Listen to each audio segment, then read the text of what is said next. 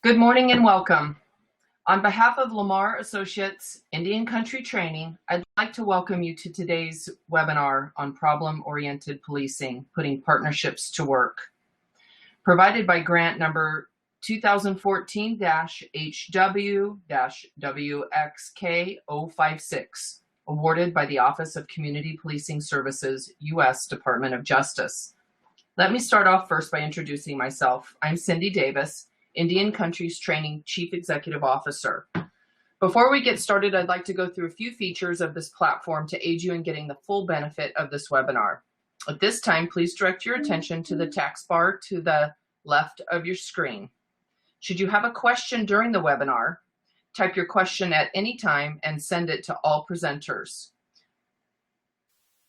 Your questions will be answered in the order of which they are received. If we don't get to your question, we will during the 15-minute question and answer following the presentation.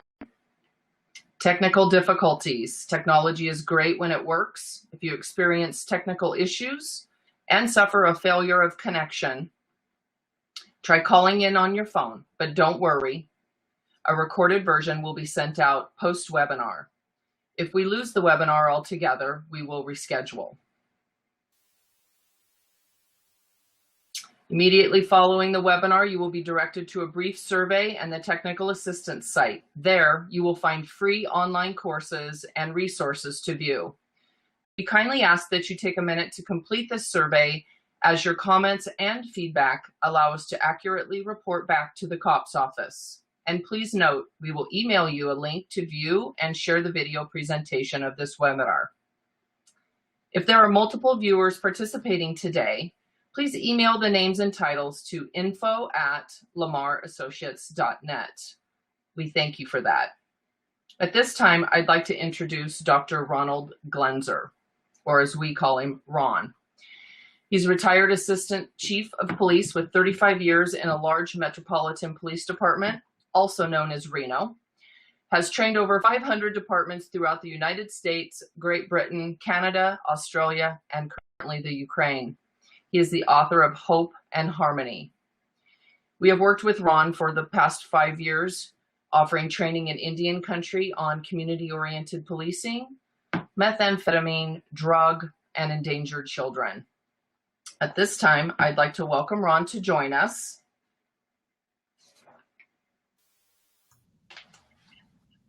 Morning, Ron. Good morning. Good morning, everybody. This is a very, I hope you find it very interesting. It's certainly one of my favorite topics to talk about. Cindy, did you want to go over the questions first again, or no? No, I'm just going to pop the screen up while you get going, and then I'm going to log out and get your next slide going. Great, thank you. As Cindy said, we're going to talk about problem solving today, but we aren't going to talk about problem solving necessarily in the context of policing only.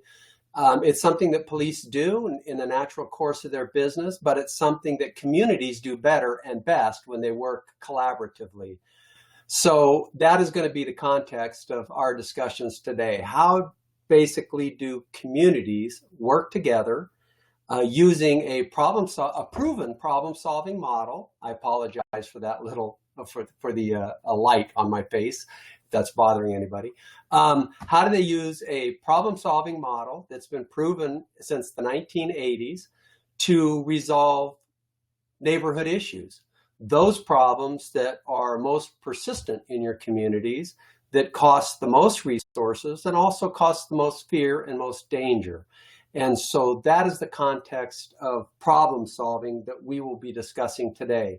Now, as the seminar goes on, we have a lot to discuss in a short hour and a half, and I've divided it up to give us some time basically to interact.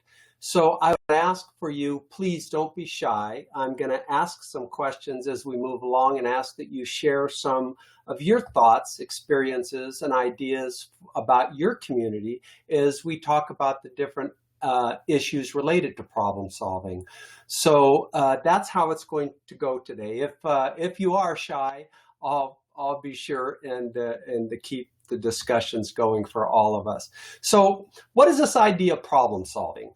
Well, Herman Goldstein has been around since the 1950s. He actually was started as an academic in law school at the University of Wisconsin. He's written a lot about communities and police, and what are the best relationships that help to fix issues that elicit fear, that elicit crime issues, and how we can work together to do those better.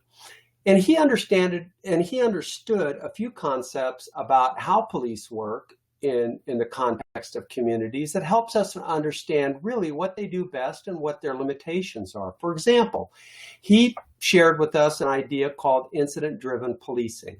And what he said basically was that police, when they go to a call, they don't often think about what is this call's relationship to other calls. How many times have we been here? Is this a problem that occupies most of our time? In most cases, police respond to the problem simply by a couple of ways. One is that they may warn the people to say, "Hey, stop what you're doing," in the case of a party or loud music. It may be more serious, and they issue a citation. It may be that the people are calling to ask about, to complain about a burglary problem, and so they would write a report. And in the most severe of incidences, they make an arrest. But as Herman noted, he said, what's missing is that identification of clusters of related incidents and problems that we're going to talk about a lot today. What's missing is any analysis of what really is the problem here. Is the problem homelessness, or are there conditions that we can deal with that will reduce homelessness? Is the problem really inebriance in a park in your community, or is it that we are missing the underlying conditions that contribute to people being drunk, people being without jobs, people being without assistance, and can we address those and address that problem? He also helps us understand that there's a number of ways in which police are capable of responding to problems that they haven't in the past, and that there are different actors that participate on a willing or unwilling basis and impact problems in the ways that we can understand them better. For example, police typically focus on the offenders mostly, even though they deal with victims. There's a lot of us to understand, a lot that we can understand about the victims. There's a lot that we can understand about the places where problems occur. And so he shared that with us. And then he also talked about, how do you know if you're going to spend your community's resources, your public's time and effort on an issue, that you were successful? What can you learn about assessments, about ways in which you can analyze your problem to understand better how to evaluate your efforts?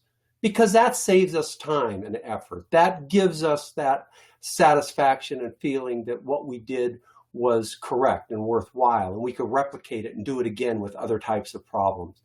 Well, in the early experimentation of problem solving, led by the works of Herman Goldstein in Madison, Wisconsin, they found that police and communities were able to work together and resolve a number of very serious issues. In the case of Madison, it was problems with prostitution, it was problems with robberies, it was problems with burglaries of vehicles in their very high industrial area, their shipping industrial area, where there are tens of thousands of cars in the shipping industry and burglaries occurring. And that was one of the first experimentations. Now, my work in problem solving over the years from the 1980s began actually in Indian country. It began in a project that I worked with the National Crime Prevention Council, the McGruff dog, basically what most people know about NCPC. And they were doing work called that was going into 5 or 6 different agencies, working with them, the tribal organizations, working with them to resolve problems in their community. The outcome of that was a publication called Hope and Harmony. They shared the experiences. So it was actually the works in Indian country in the 1980s that really launched problem solving, problem-oriented policing, along with the early experiments in Madison, Wisconsin, that is now a standard in how communities and how police should and do in many cases work together. So that's what we're going to discuss today. So let's move along and see what else we can know. So the first question becomes always, is this something that I'm going to learn today that we're going to apply to every single type of problem in our community? No, it's not. What we're going to focus on today are those persistent problems. And I'm going to talk about that in a number of different contexts. But for a definition, and we'll pick this definition apart, what a problem is that you should spend time and additional resources and collaborative efforts working on is something that meets this definition. It's two or more incidents that are similar in nature, that in one way or more cause community harm and are a concern to the police and the public. And so what kind of problems are these? Well, we can identify them as order maintenance problems. Much of what I've learned in 35 years of policing that neighborhoods complain more about than anything else is yard cars, is parking problems, is speeding problems, is rowdy juvenile problems, is gang graffiti. It's those types of things. It's the intrinsic things that we fear, we get a feeling of uncomfort about, that if it was cleaned up, if it was taken care of, that people would feel much safer. And that falls under an idea called broken windows theory, which simply says that if you clean up your neighborhoods, if you fix the broken windows, more broken windows aren't likely to occur, and you're able to deal with those problems better, solve those problems, and reduce the harms and the fears and the crime that occurs in a neighborhood. There's another important part of understanding a problem that falls under the heading of crime prevention. Now, this is the second of several seminars that we'll be doing. The next one that we'll be doing is all about crime prevention. I'm going to give you a teaser in this class today about what crime prevention really is. Many of us understand crime prevention as programs, and I'll talk about that. But crime prevention is much more complex than that. It falls under the heading of environmental characteristics. How does lighting, does building design, does neighborhood design, do bushes, do the construction of parks, can all that contribute to more crime than less crime? And it can. And if you understand the simple aspects and ideas about environmental crime prevention, we can make our communities safer. We can make our communities safer not only in our neighborhoods where we live, but also for our children that go to parks, our children in their schools. And so there's some very simple concepts. There are also some ideas in crime prevention called situational crime prevention. What can we do to make it more difficult for offenders to commit crimes? It's very simple ideas that don't cost communities a lot of money, that can resolve a lot of crime issues. And we're also going to talk about how communities become at risk. Some problems are very narrow to very small locations in neighborhoods. It could be a corner. It could be one house selling drugs in a neighborhood. It could be a larger area of a community. It could be an entire apartment complex or housing or Indian housing. It could be your entire reservation. It could span several states, as you know, in terms of your reservations that cross state yours. So it can be very complex in that respect. Today, we're going to focus primarily, though, on those neighborhood issues, where you live and the things that you can get your arms around and deal with. And I'm going to ask and share with you and ask you to share with me some of your ideas and thoughts as we move along. There's another very simple idea about problem solving and how it affects neighborhoods that help us to understand really why it's important that we look at these things. And it's called CHEERS. It's a very easy acronym to understand, but it's something not to cheer about. So what does it mean? It means that if our communities have persistent problems, as you see the officer there picking a bottle of liquor out of a car.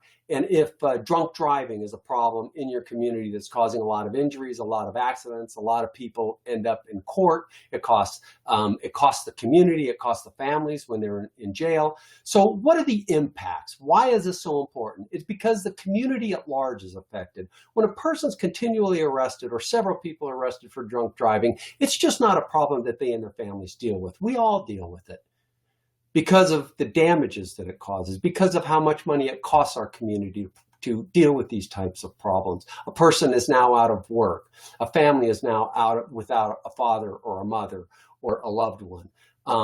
It causes harm to the community if it's crashing and causing damage, or in the worst case scenario, if somebody's life is taken. Expectations of police are reasonable. In this case, what are the expectations? What should police be doing? Just making arrests? Is that the most effective way? Well, in some cases like domestic violence and drunk driving, arrests are required or necessary in many communities by law. But in some cases, these problems with juveniles, with gangs, with graffiti can be dealt with in a much better way in courts, in juvenile court, in courts designed to deal with specific juvenile problems. Events are discrete and discernible. Sometimes it's not clear what the problems are. And so it takes some understanding of the problem that we're going to learn about in this process. Problems are recurring. Problems cluster. I'm going to talk about how problems cluster by 3 ways. One, by offenders, another way by location, and another way by victims, and why we need to pay attention to all 3. And also that there are similarities oftentimes among different types of events. And so how do we understand that? And so that is the acronym CHEERS, and why it is so important that we understand what we are getting into the beginning so we can start picking it apart. So let's do that. Let's start looking at the different ways in which problems cluster and for our understanding. So one way is by behaviors. So what are the behaviors we often see in communities? Well, in my community in Reno, Nevada, we had a very large homelessness problem. And it was tied to a number of factors. We had one of them, what they called Taj Mahal homeless centers, that was very comfortable and had plenty of beds to help people that are legitimately homeless. We also have a lot of casinos like Las Vegas. So there's lots of food, there's lots of alcohol, there's lots of places that can support a person.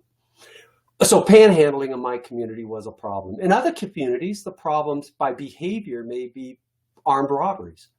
It may be assaults because there's a lot of bars. In my community, again, we have a university. We have a lot of bars around the university. We have a lot of bars also in the public housing and port areas. And those bars lead to a lot of assaults and a lot of problems. We have speeding problems.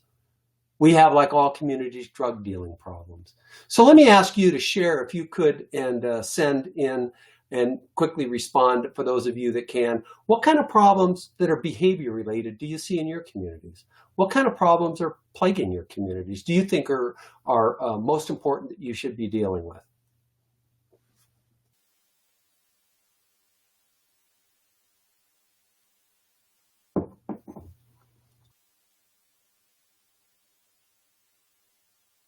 Anybody? Are you all shy? Oh, here we go. Thank you, Rachel. Domestic violence. Teresa and Rachel say domestic violence. Yes, domestic violence is a problem in every community. And we're going to talk about some ways, some unique ways in which domestic violence can be dealt with better. Thanks, Russ. Prescription drug abuse. Probably America's biggest problem. We've done a lot of training, Lamar and Associates, with prescription drug abuse. Prescription drug abuse and emergency entries have surpassed all other drugs now combined. So it is the biggest problem in America, also causing the most deaths. Teresa, suicide, very sad issue. And we've seen an increase related a lot to drugs with juveniles, especially during the high days of methamphetamine. And Ellen talks about car thefts. A big problem, especially that we see among border states. Border states along the south where you can't keep a car sometimes that go across the border. So very good, everybody. Thank you. So let's go on to the next one, and please keep chiming in. So it could also be about persons. So what are the persons' problems? Well, they could be gangs.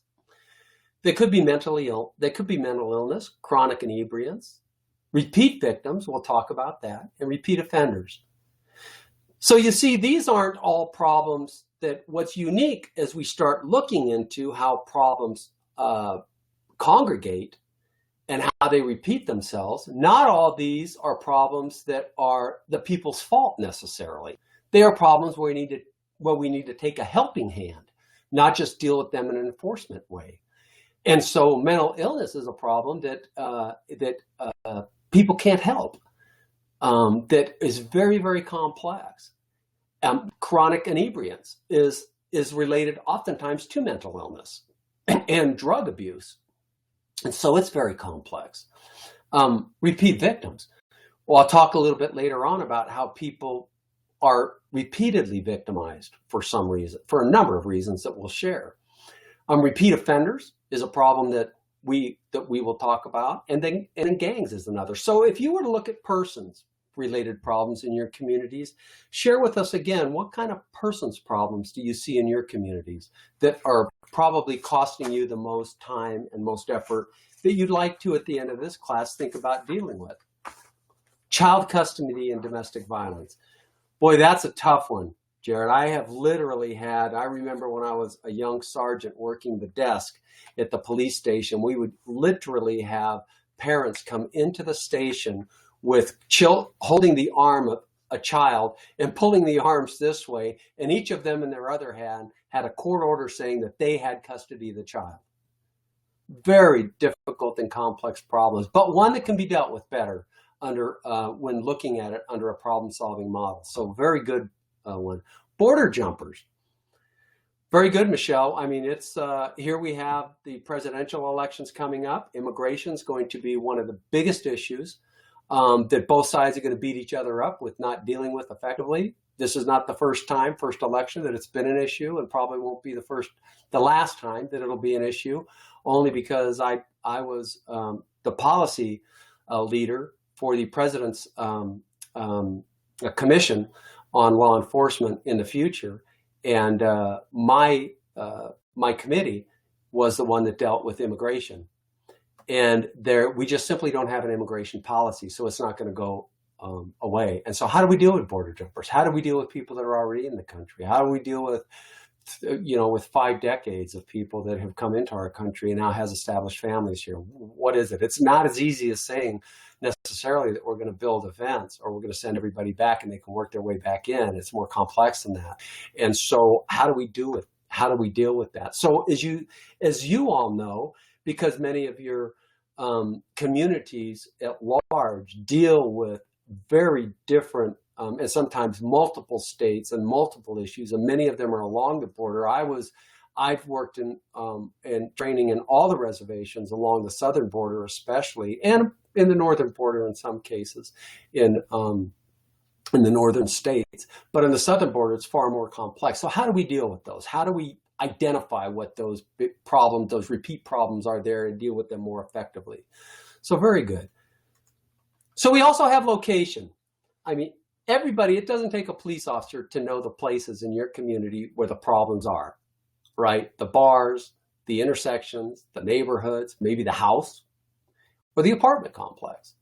So tell me, what are the location problems in your communities, in your neighborhoods that there's going to be a problem?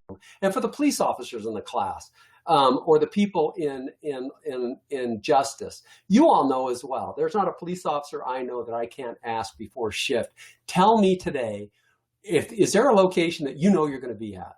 A house, a park, a school, where all takes up all your time? And if there is, let's talk about how we can reduce those calls by dealing with the problem more effectively. So where are those places in your community, those location places that are at issue? Sorry, everybody. I'm having tea because my throat is just killing me today. Oh, storefronts. Good. Grocery stores. Is it because there's drug dealing going on, or other types of issues going on, Teresa, that's causing for problems there? I remember. Oh, panhandlers. Okay, very good.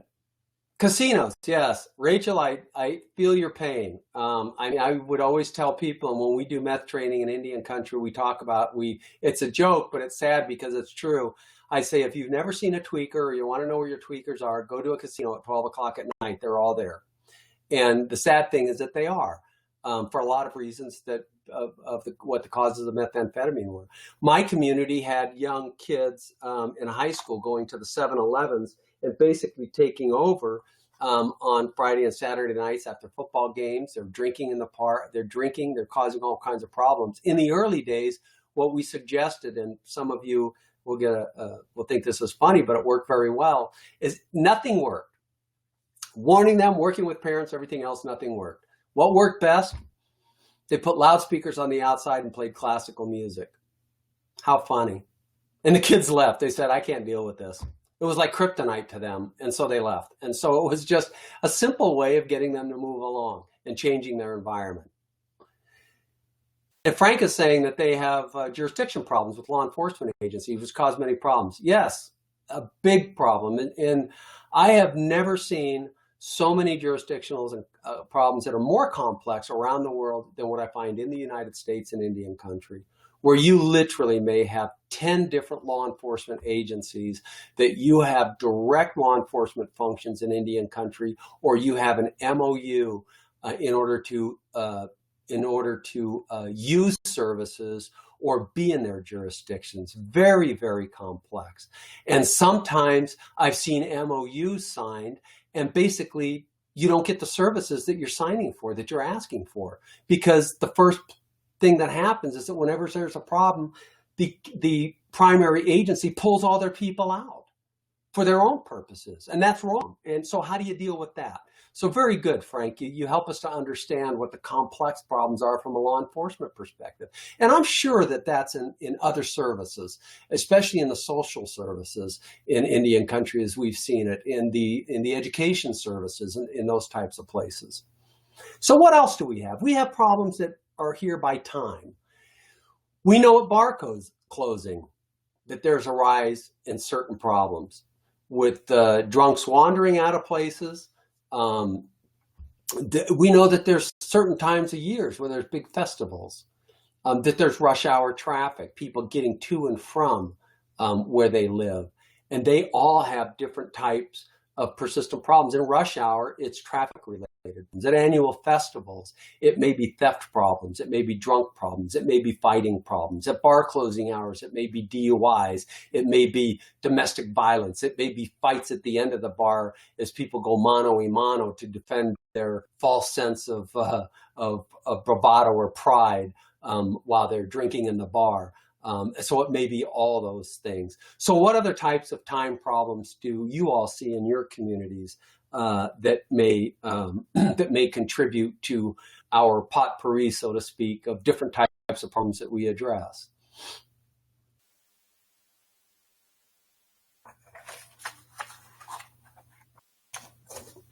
Tribal fairs and powwows, exactly. Dealing with 10 police agencies, as Michelle said again, is huge for the problem before. That's amazing, Michelle. I mean, that is like what I call herding cats.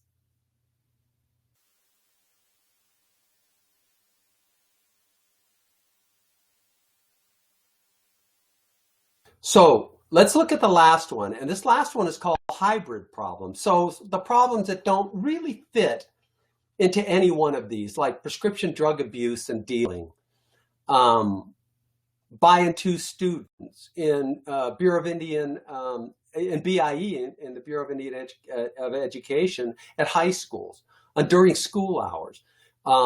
And so these are hybrid type problems. Are there any other problems that we haven't met that really don't fit in, that you see in your communities, that we might talk about as hybrid problems?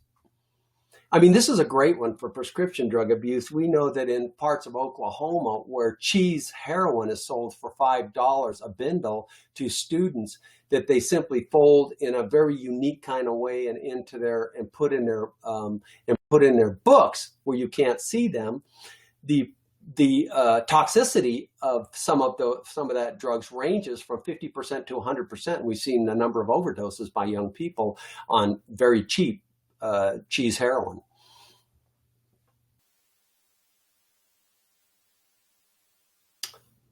So nothing?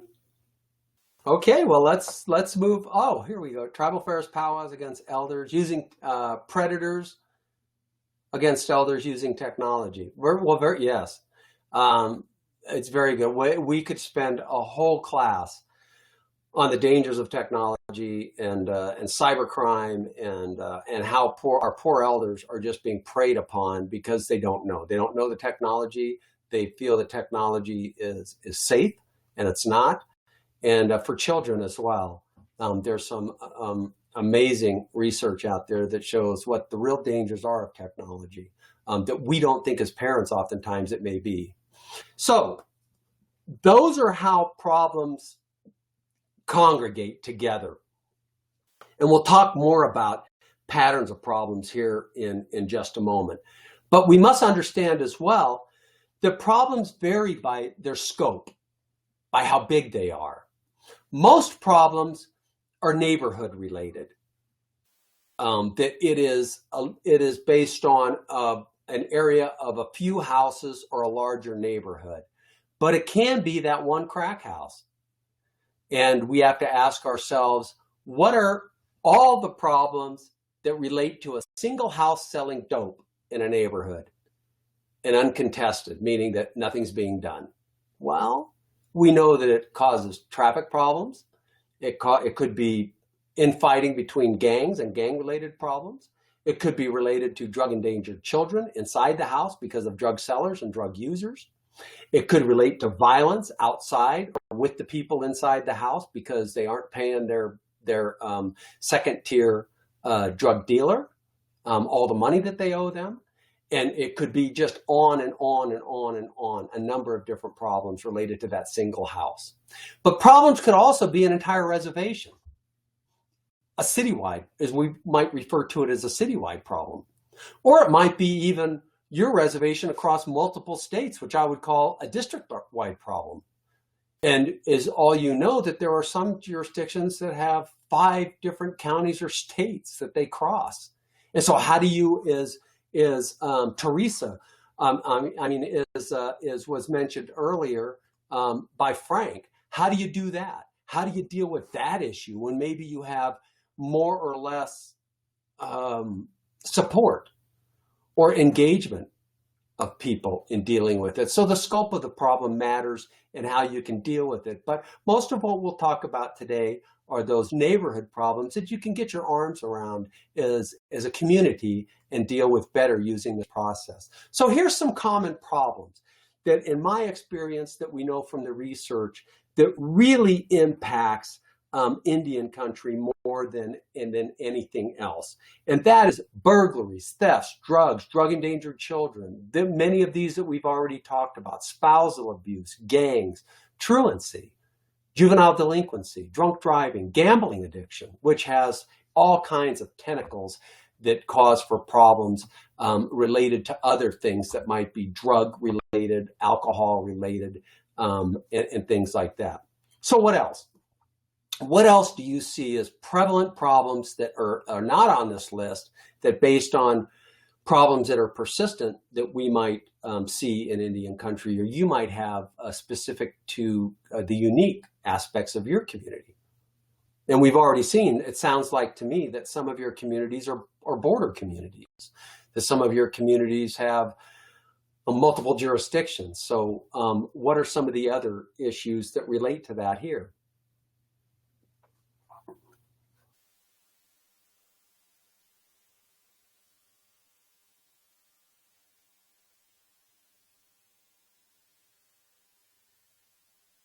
Thanks, Jared. So adult children are still living off their parents. Boy, is that a problem. Let me tell you, it's not a problem only in the United States.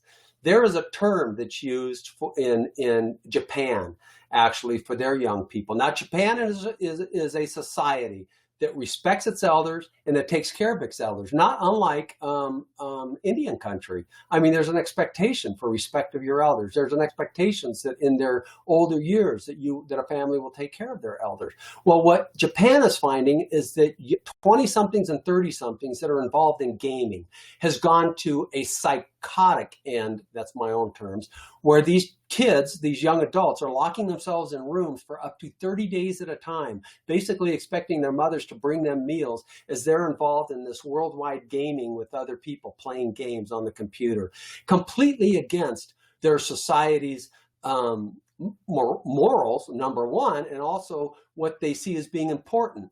Lifelong job, getting married before you're 26, and a lot of these other things. It's throwing Japan and their culture, it's pulling it inside out, and they don't know what to do to deal with it. So it's a huge problem there. Child abuse and neglect, trafficking. And trafficking takes a lot of different aspects. One is trafficking relates to human trafficking, drug trafficking, and also drug endangered children, because it's related strongly nowadays because of every phone has powerful social networking capabilities. Trafficking is related to juvenile trafficking and prostitution, and the selling of that prostitution, even with simple iPhones. Dependent on government assistance, big in many communities. In some of our biggest cities in the United States, we see that there's 5 generations of welfare in Detroit, in Chicago, in some of the poorer cities, and we see that as you know, in some reservations and some Indian communities. Generalization,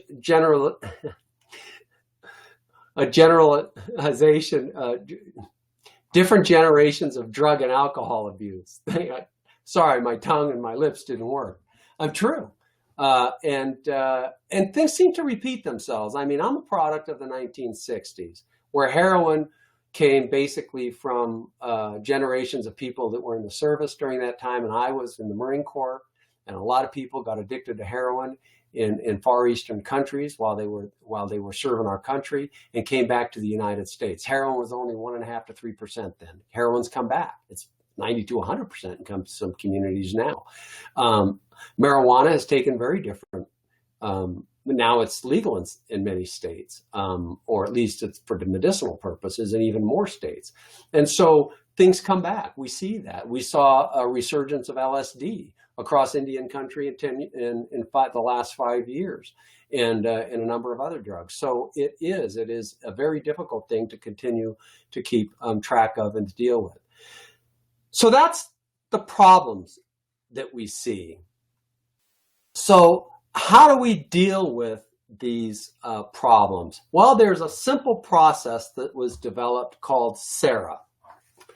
And the SARA process simply teaches communities how to scan the problem, analyze the problem, assess the problem, and respond to the problem. The SARA problem-solving process is a simple design that helps you think through a problem so that you understand that this is one we're going to need to spend some time on.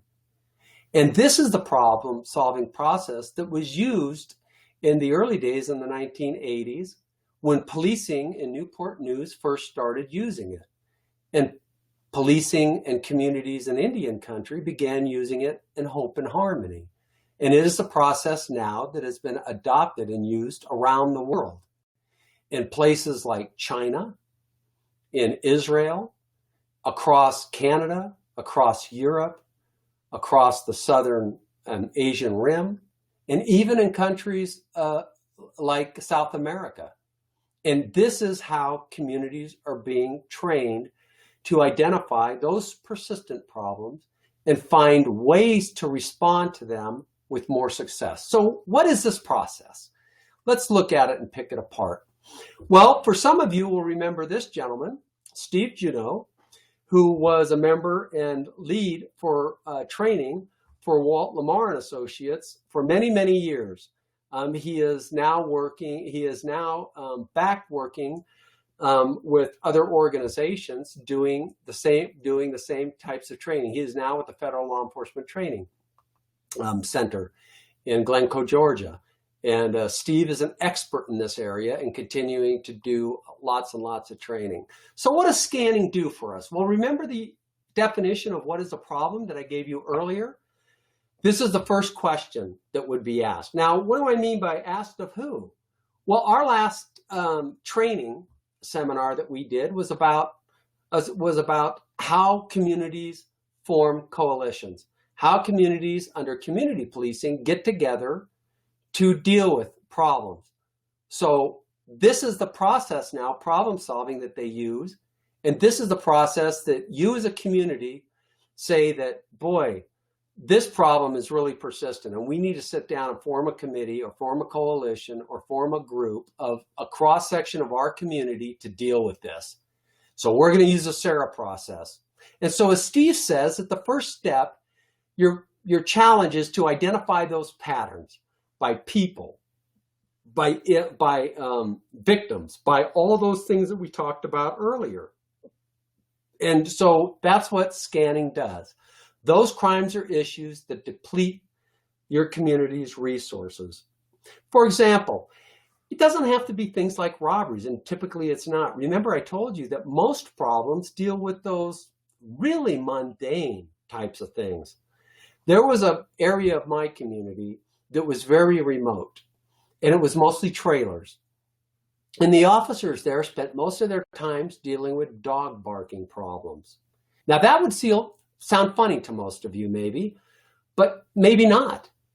There were 109 barking dog problems in that community in a small area, a neighborhood, in 2 weeks. Now, how many resources, community resources, based on the complaints of that community, do you think were called upon to deal with those complaints? Well, there was police, there was animal control, there was calls to the community leaders, there were complaints to everybody in the council, there were threats of lawsuits, there were complaints against police, there were complaints against everybody. And how much money was spent dealing with it? Well, I can tell you on the police side that every time a police officer goes to a call, it takes about 45 minutes. So the math of 109 calls times 45 minutes, and that police officer is now located for all that time in a very remote area of their city or their county and not available for emergency calls in other areas or quicker response. So that kind of brings us to more clarity about what the risks are if we don't deal with these problems. And really, is it fair? Is it fair to the people that have to continue to complain because something like an animal barking can't be dealt with efficiently? And there's lots and lots of those kinds of problems that we're going to talk about.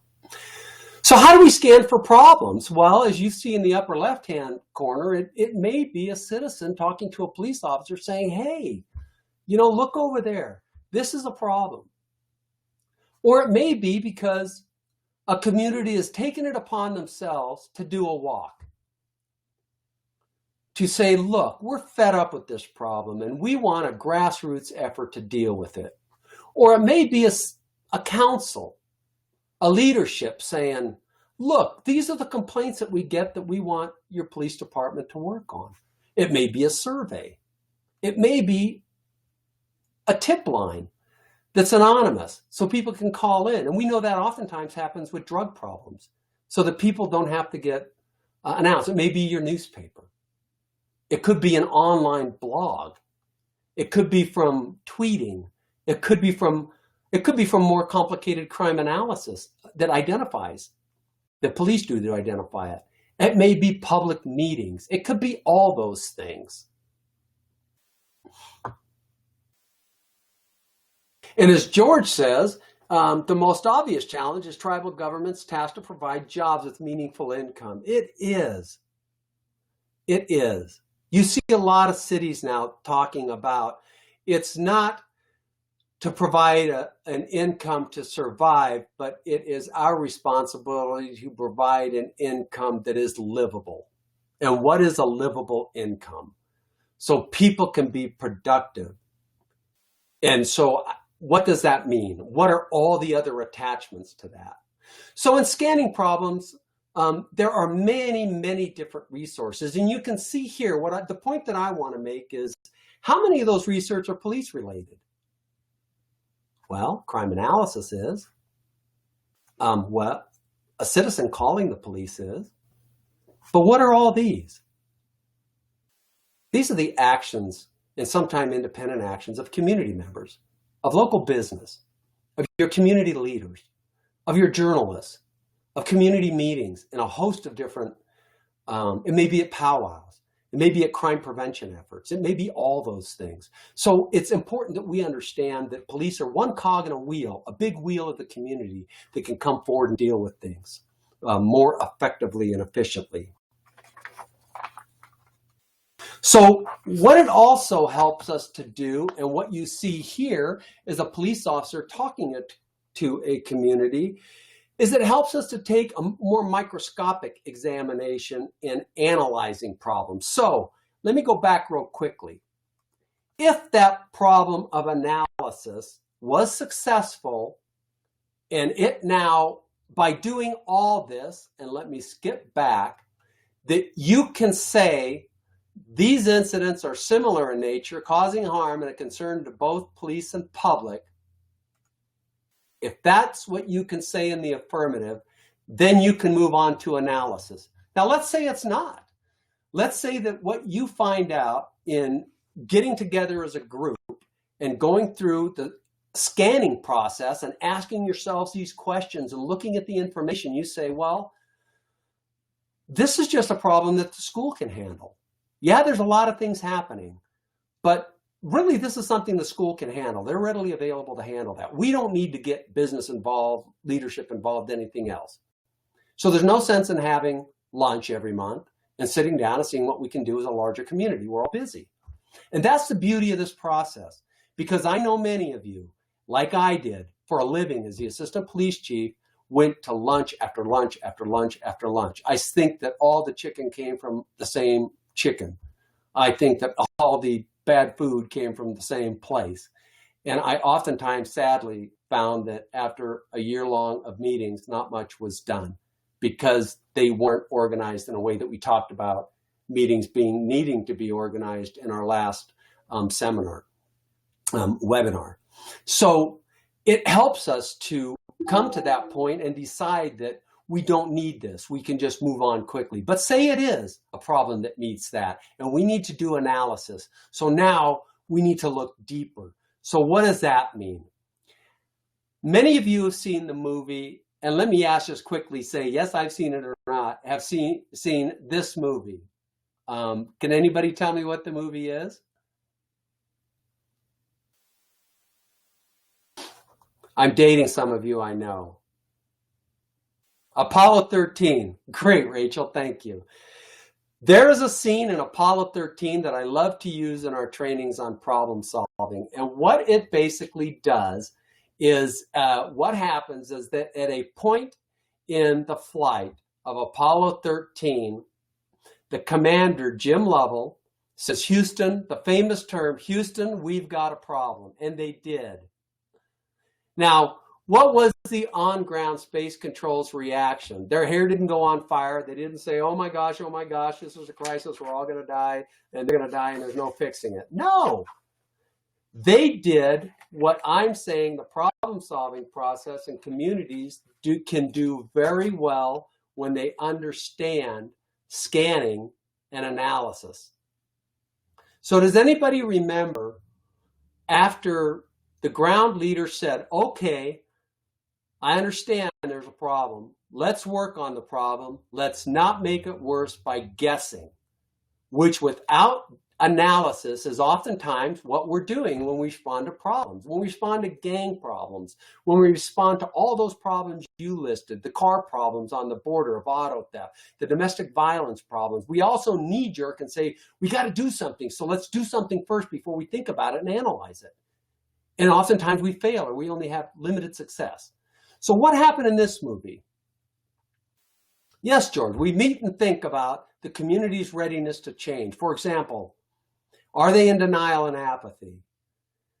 Or at the point to have meaningful, respectful discussion in terms of responsible civic engagement. Perfect. Perfect, George.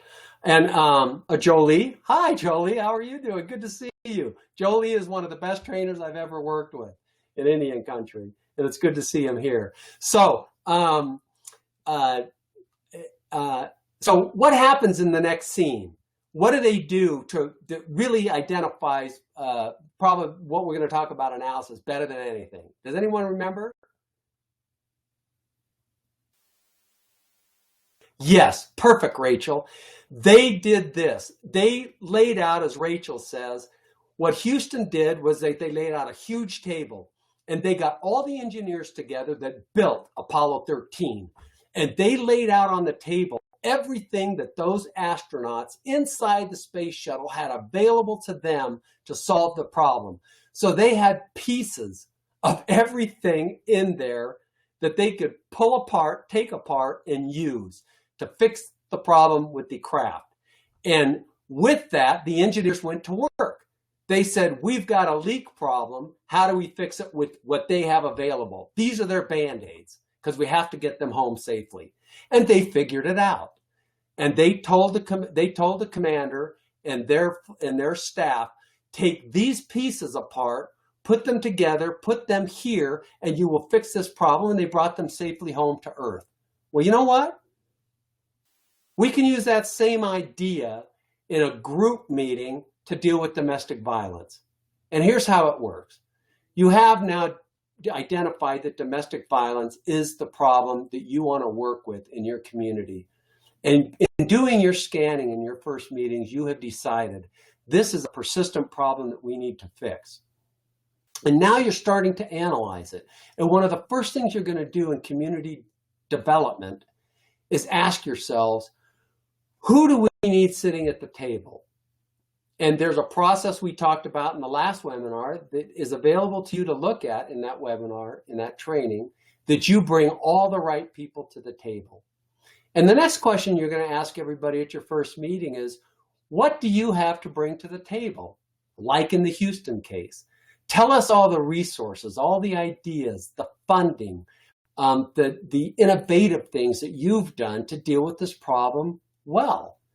And then everybody, after laying their things out on the table, we're going to move from that to analysis, through analysis, and then on to responses. So how does that work?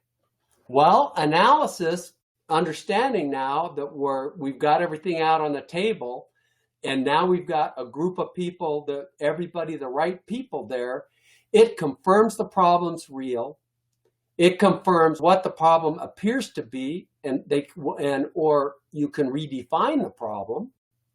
It helps us to understand why it's happening.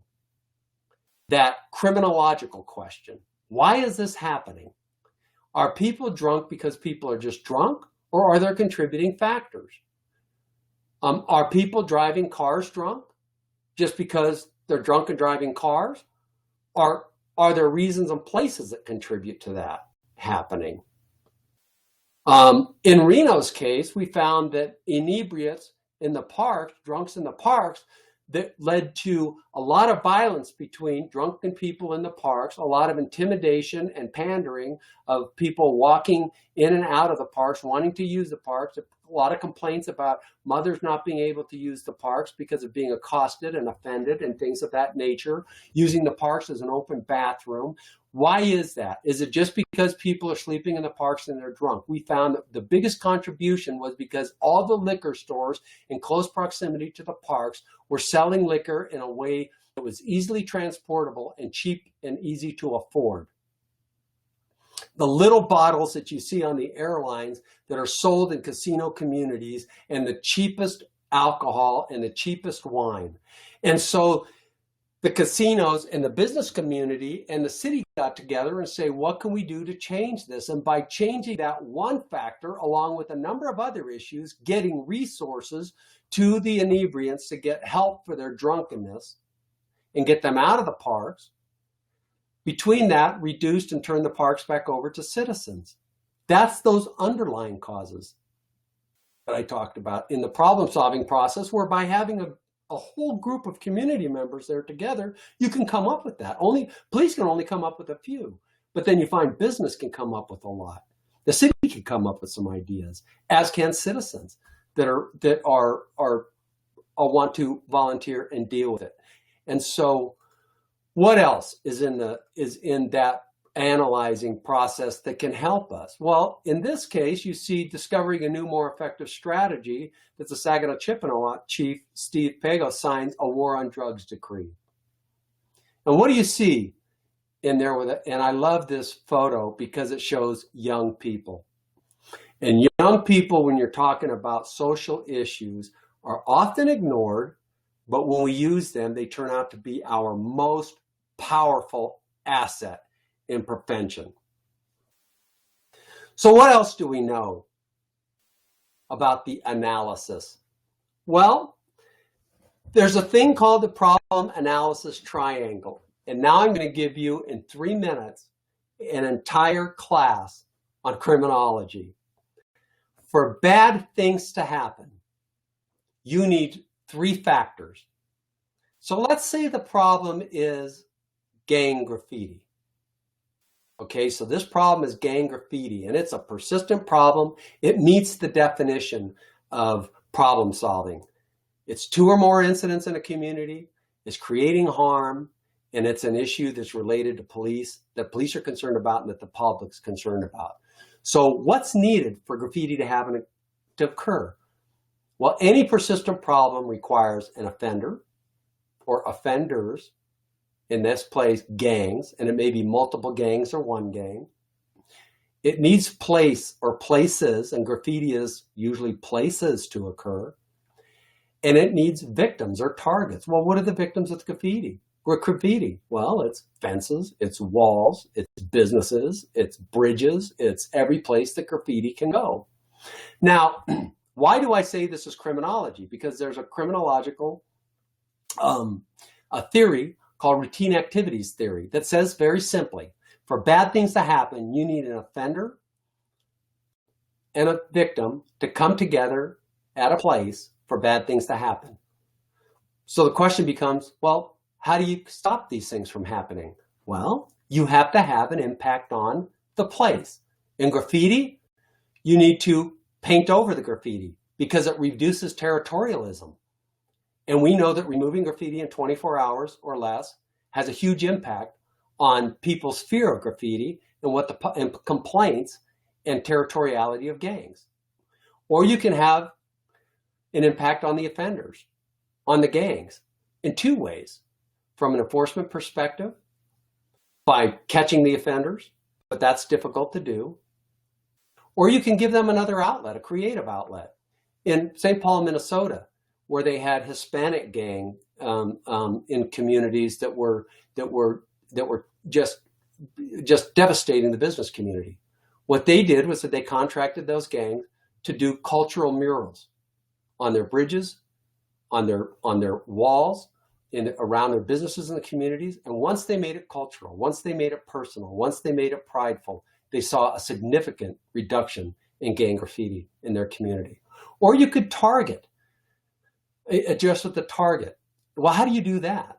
Well, in some communities, it's simply by putting paint on certain type of paint so that it's easy to scrub off, or by removing, or by only selling paint to 18 years old or older, or not letting, not selling the paint tips with the paint. Now, that used to be easier in the old days. Today, it's such an art that people that do graffiti are such artists that they typically get their paint tips online because they become their paint brush. And so it's harder to do. But there's a lot of things that can happen. And so to impact it using the problem analysis triangle. And there's another aspect of this that's very important for our understanding, and that is prevention. Now, we're going to talk about a couple of different types of prevention now. And in the next webinar, the entire webinar is going to be about prevention. So what are those two types? Now, there's programs. As you see here, the police officer is talking to a young class and probably talking about stranger danger, about the danger of the internet and things like that. Those are programs and brochures. And those are very important to crime prevention in a community. In fact, in the crime prevention webinar, I'm going to give you lots and lots of resources for your community where you can log on to NCPC's site and get a calendar that has brochures that are printable for your community, that you could put your community's logo on it and make those crime prevention brochures yours. And then you can put them in every public place and online so people can download them for themselves. So that's programs. So we're going to talk about that a lot in the next class. But I want to tease you a little bit with some of the more interesting and dynamical crime prevention ideas that are being used by police and communities that really have an impact on crime and fear of crime. One is crime prevention through environmental design, and the other is situational crime prevention. So what are these things? Well, crime prevention from environmental design, as you can see in this drawing illustration, which I love to use because it's not what we want, with high walls and police and helicopters and everything else. That's not what it is all about. What CPTED says is that, look, how you design and use the environment can lead to a reduction in fear and the incidence of crime, an improvement of quality of life. Well, what's that mean? Well, it means quite simply, and I'll give you one very, very simple example. It means that if you have a community with a lot of vegetation and homes with a lot of vegetation and trees and a downtown with a lot of trees in that, is that if you trim your trees to a 10 to 15 foot canopy, meaning that high up that way, you can see underneath the trees. And so you could see a business, you could see a house. If you improve the lighting so that now you can see and it removes the shadows in that, it will, just by doing that with vegetation, by removing the high bushes from in front of business windows and home windows, will reduce certain types of crimes significantly. It means that if you were building homes in a community, in a group in a community, and you face those homes facing each other in a court, in lots of courts, so that people can see each other, that's a natural way that people can see each other, what they're doing, their neighbors. If you put porches on houses, it means that people are in the front of the house instead of hiding in the backs of their homes. If you have no fences in the back so that people can see each other, that is crime prevention in nature. So it's about environmental design, simple things that you can do to make people safer. So what are the three primary ideas about crime prevention, CPTED as it's called, that we'll talk about in next week's webinar, that's important in the response and the analysis stage of CPTED, of SARA? Well, there's access control. You can do a better job of locking your windows and your doors very cheaply. By raising the canopy and reducing the vegetation, there's a thing called natural surveillance. Well, what's that? It means that it's that delivery people, that your neighbors can see what's going on better at your house, in your backyards, so that if somebody is prowling in your area, and you get to know your neighbors, that they're more likely to be a good neighbor, and call and report it or notify you. Well, what's territorial reinforcement? Well, for the simple things, it could be a gate or it could be a fence in front of your house. But here's a very interesting thing that we learned from research. A house that has a very simple vegetation around the front lawn will be less likely to be burglarized than a house that doesn't have any. Well, what do you mean? Are you telling me, Ron, that if I put simply a little garden that people can step over with rocks and low shrubbery around a house, that people are less likely to commit burglaries? Yes, they are. unless these people know that you have something and they're motivated to take it. But most burglars aren't. Most burglars they go to the back of your house and they get entry to the back of your house and they take things that they see at random. But with these very simple ideas about territorial reinforcement, we know that in the minds of the offenders, it means that you are more concerned about your house's protection. It means you may have other protections in effect, like an alarm and other things. So that's how that works. Well, so what is crime prevention through environmental design? I mean, situational crime prevention. Well, situational crime prevention just talks about the majority of crime that police and communities deal with, opportunity crime. Offenders aren't very smart, folks. Offenders do things based on quick decisions and opportunity. Most offenders, so how do you reduce that part of opportunity crime? By reducing opportunities and increasing risks. Well, what does this mean? Well, as you can see here in this chair, this is at universities. At universities, a lot of students get their bags stolen and their purses stolen. Many universities now have these chairs that you can put your bags so that they hang right between your legs, basically, while you're sitting there in class. And two things occur. One is that people have a hard time taking it off the back of your chair. Number two, when you get up, you bump against it and you're less likely to forget it, right? So that's really helpful. You also see these things in bars, where many times bars now have those little hooks at bar tables where people can put their purses or put their knapsacks. You see them now in shopping centers, where people pushing their shopping carts can hang their bag on a hook that goes right between their arms instead of in the shopping cart where you're more likely to leave it and it's taken, or they've got a way where the clip goes over where it's harder to take off. Is people walking by just taking your bag out of it. So that's what this is called. And it deals with a lot of different things that we're going to talk about in the next class that helps us to understand these ideas of reducing risks, increasing risks, making it harder, reducing rewards, provocations, and excuses. So I think you'll find the next webinar very helpful as a follow-up. There's another idea about prevention too that I think is most important to note, and that is that what it gets to is that we can do more, communities can do more with prevention and reducing crime than they can with enforcement and reducing crime. That it is tribal courts that help, and specialty tribal courts, such as drug courts, juvenile courts, that help to take alternative ways of dealing with a problem outside of arrest. It is it is freedom schools. As you see in the photo here in Minnesota, a first of its kind, in getting students together to deal with issues in a way that helps them to be less prone or more engaged to a delinquency. It is about sharing the responsibilities of people community-wide. And you see this in a number of different ways. Dancing Against Trauma in Wind River, where the community passionately gets together, and public agencies in the public and the private sector and the general community gets together to share these responsibilities. And not only to share them, but to celebrate their successes.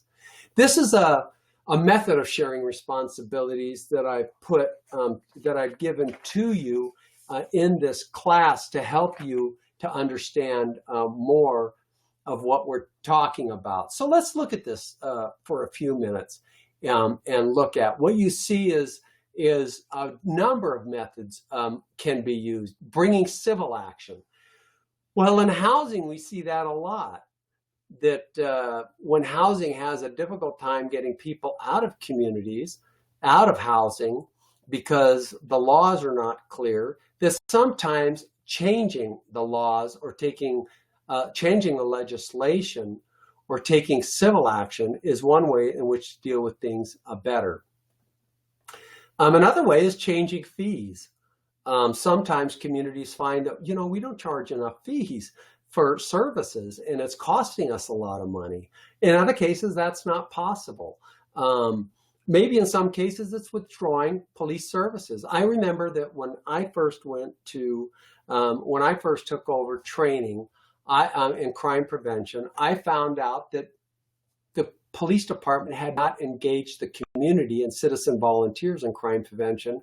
So their crime prevention efforts were very narrow. And I said, we've got a rich number of senior volunteers in our community that turned into 150 volunteers that hand out community policing brochures, that do talks in schools, that help to expand the police presence and the number of community policing brochures, and sharing those ideas that are helpful.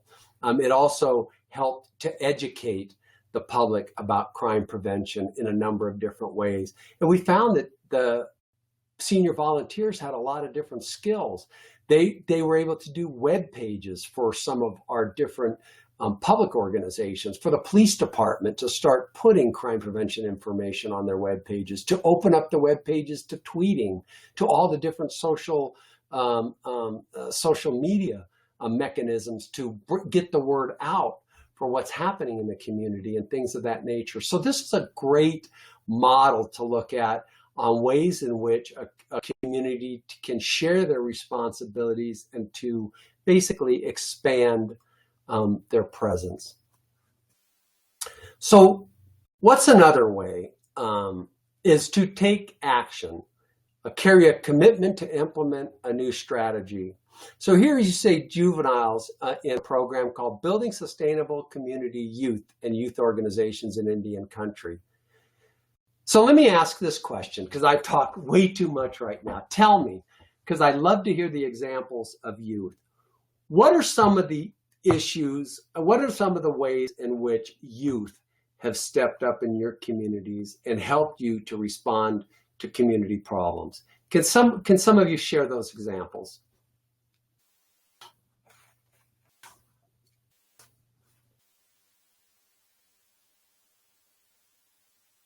Big Brother, Big Sister. Great, Teresa. What a great organization. It's very big in my community, as is the Boys and Girls Club. All my children played hoops at the Boys and Girls Club and enjoyed and made a lot of new friends. Great, great programs. What other types of youth-based efforts do you see in crime prevention and in communities that's helpful?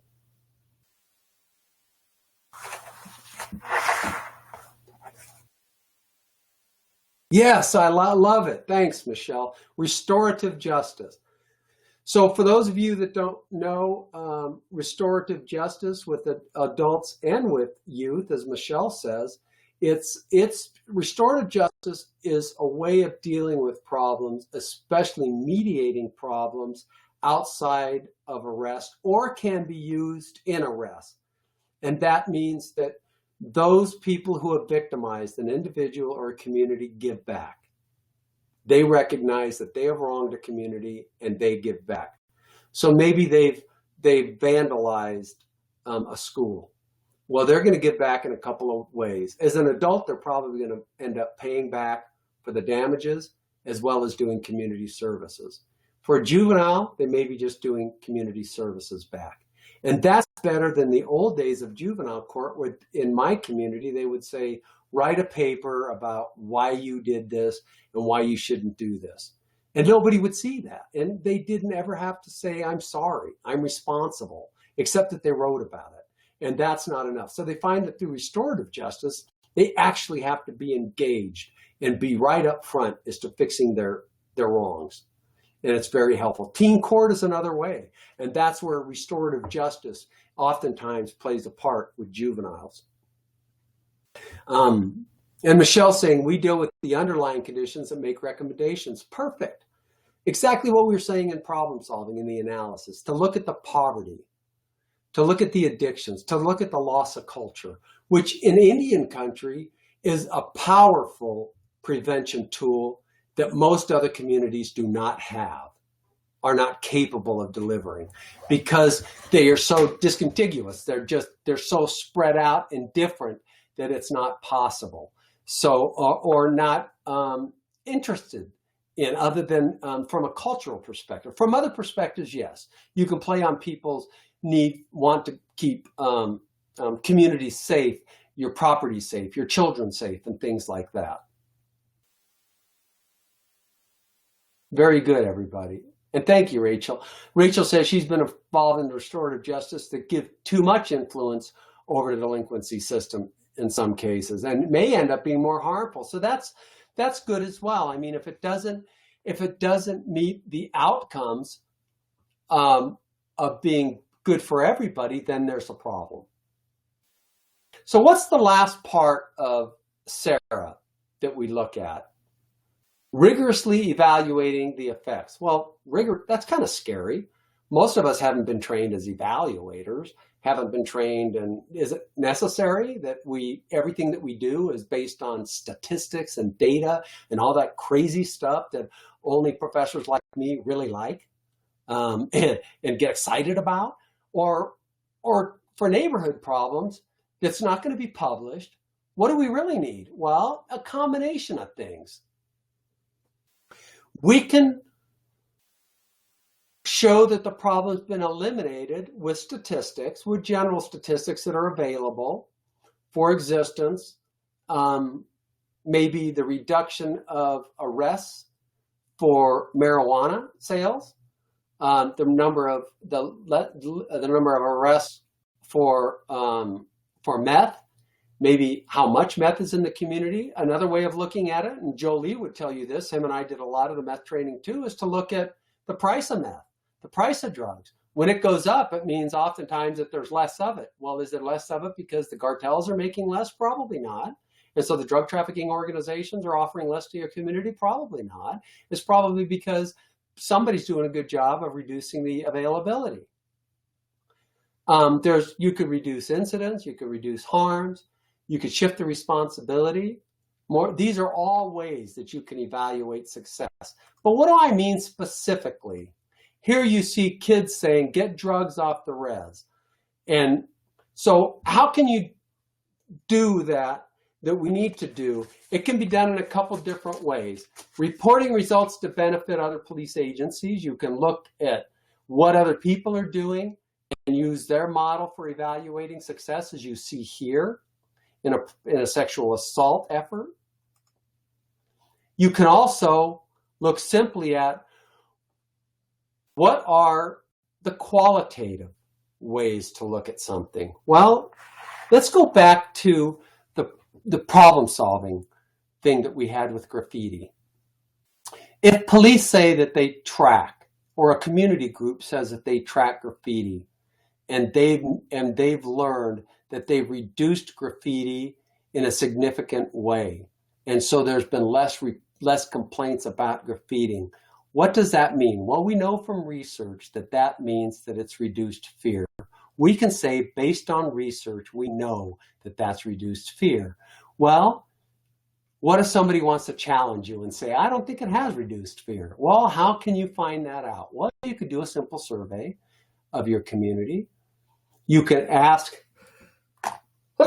community members that have participated in your reduction of graffiti campaign. You can ask educators to talk to parents and ask, is that true? Is that what we're finding out?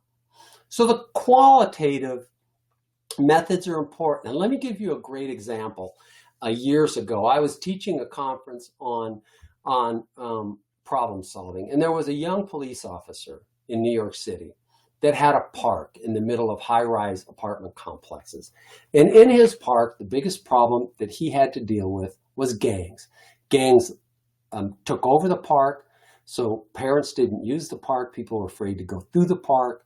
And he used his SARA problem-solving method with community members that wanted to take back the park, with city organizations that wanted to take back the park. And they did a number of different innovative things. Everything from turning on the water in the park at night so that they get sprayed on and gang members didn't want to stay there, to removing the graffiti, to talking to the gang members, to getting the gang units in there to make arrests for the gang members that didn't want to cooperate. And they had a significant reduction of gang appearance in the parks. And when the officer was asked by somebody who challenged him at this conference, and says, well, how do you really know that it mattered? I mean, what was the data that you used? The officer says, I'm a police officer. I don't know about data. We didn't have data. But I can tell you that there were more baby carriages in the parks every day, that the moms are now using the parks. The business people are coming and using parks for lunch. They're sitting on the park benches. The kids are using the parks and the swing sets and that they never used before. And the residents are very happy from my meetings with them. So the lesson here is that you don't need to have only data and statistics. It's good to have if you have it, but it's not always necessary. There will always be critics saying, you need the data, you need the data. From a neighborhood perspective, that's not all that matters. The qualitative things matter as much, if not more, in the minds of people. And so you just got to get the people to beat that drum, so to speak. And you need to celebrate. You need to let your community know the good things that you've done. Now, one more thing I want to talk about before I'm going to turn it back over to Cindy. We've talked about problem solving.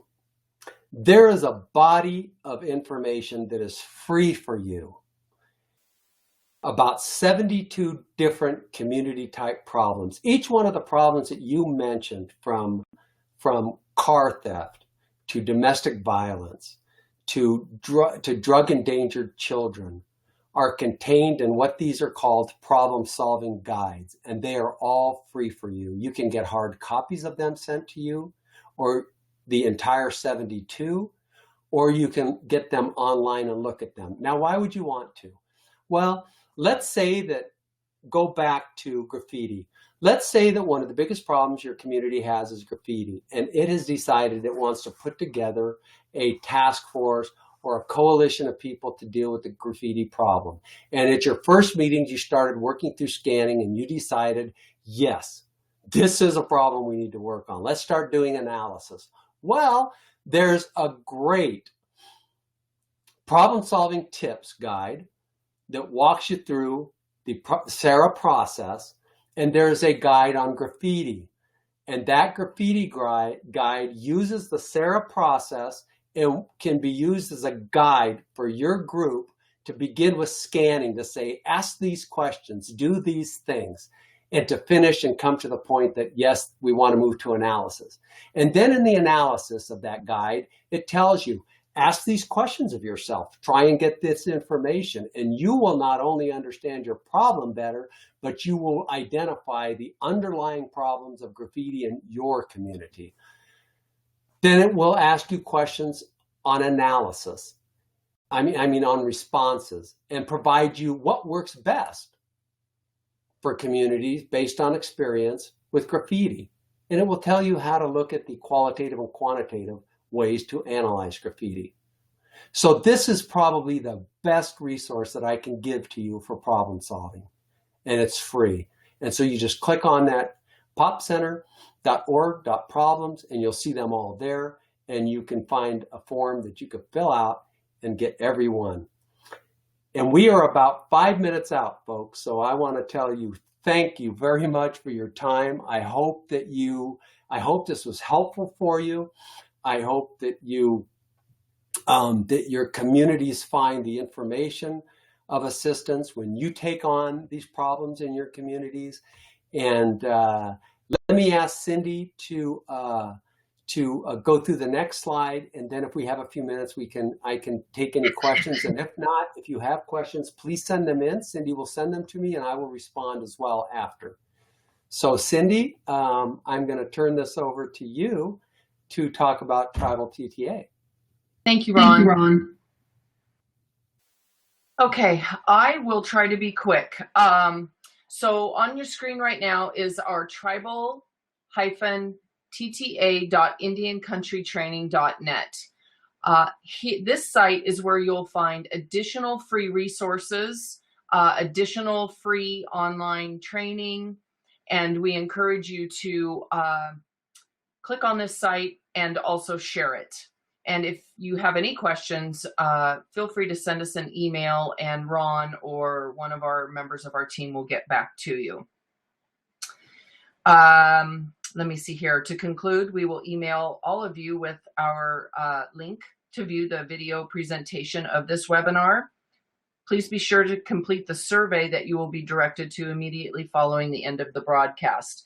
If we have a technical glitch with that survey, I will be sending it out along with the webinar recording. And again, we encourage you to please share it with your staff members and your community. We thank you for taking time out of your busy schedule to join us today.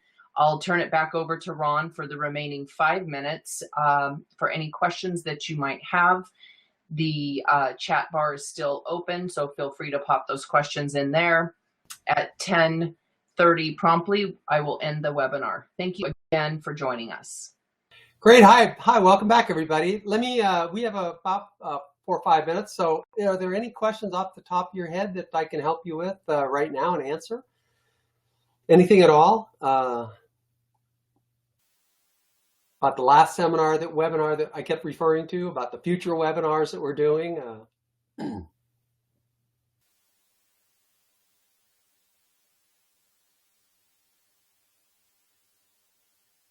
I would encourage you all, as well as Cindy said, please, if you have multiple people listening in, there's some good information in the pop guides on 911 on 911 systems as well that you'll find helpful, Teresa. But please, if you have multiple people that have been listening in today, please make sure that everybody can get a certificate by sending the information that Cindy had asked in.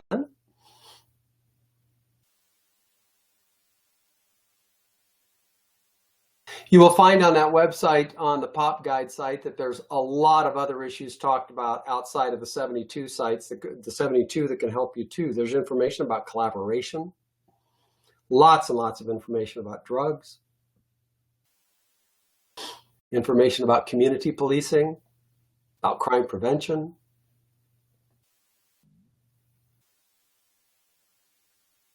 Oh, good. Thanks, Cindy. That's great. That'll be very helpful. And remember, you've always got Lamar and Associates, who have a wealth of information for you on their website to assist you with fixing community problems and that. They're just a wealth of information. Too much to even begin to mention here. Well, as we're winding down, Cindy, could I ask for you to stay on for a little bit as everybody else clicks off, so that we could wrap up? Sure. Anything else, folks?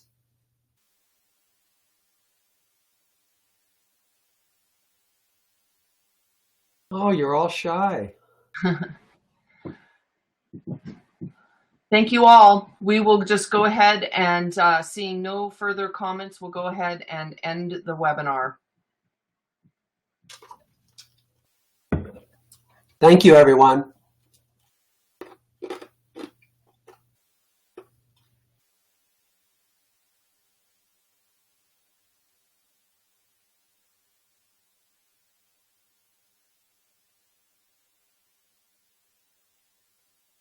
Okay. Hey, I just wanted to say that the notes are ready to send out. I'm going to take off here, but I don't.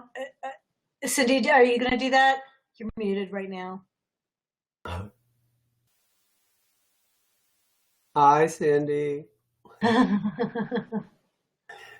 Thanks, Ron. I thought that was great, by the way. Sorry, I'm just talking away. I forgot to unmute my mic.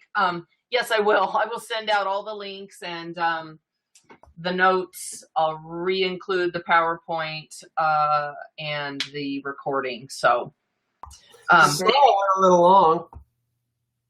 Oh, that's okay. You know, it's an hour and a half, and we ended early technically. So, okay.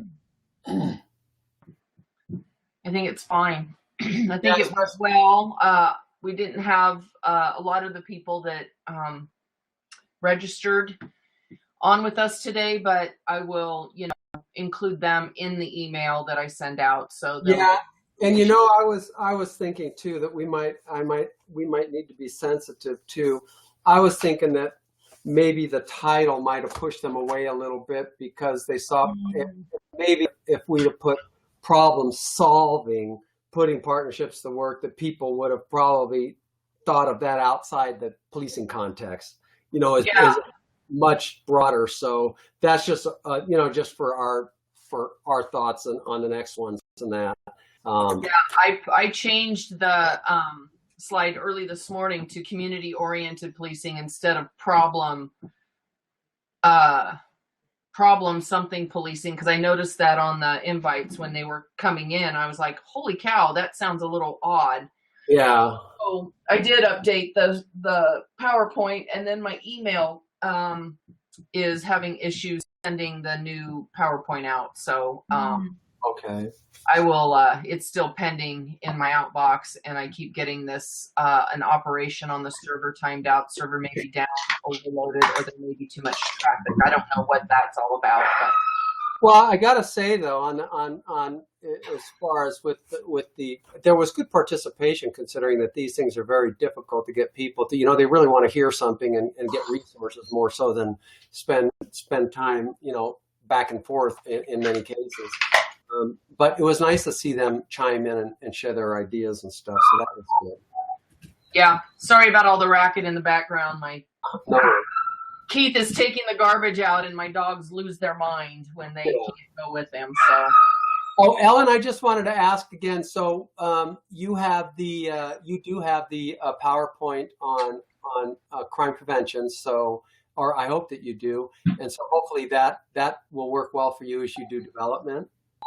You know what? I don't think I have received that. Do you think you could resend it? Oh, I think you sent it while you were in Kiev, and I don't think I got it.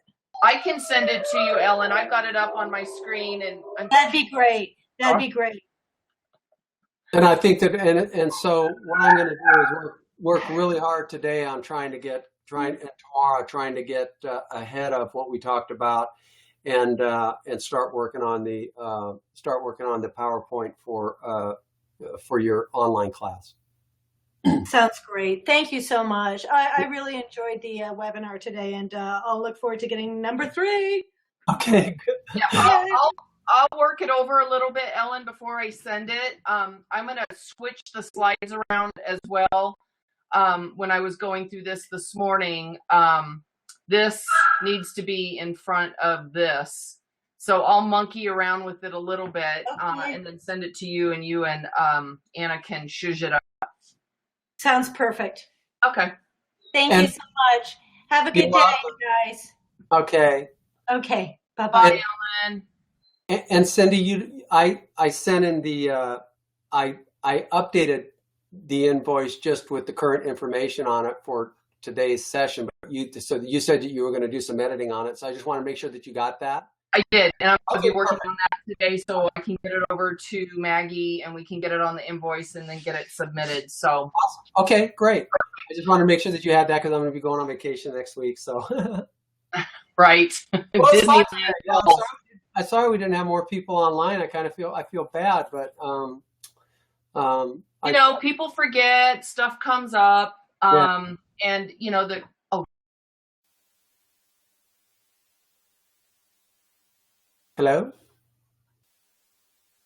Hello?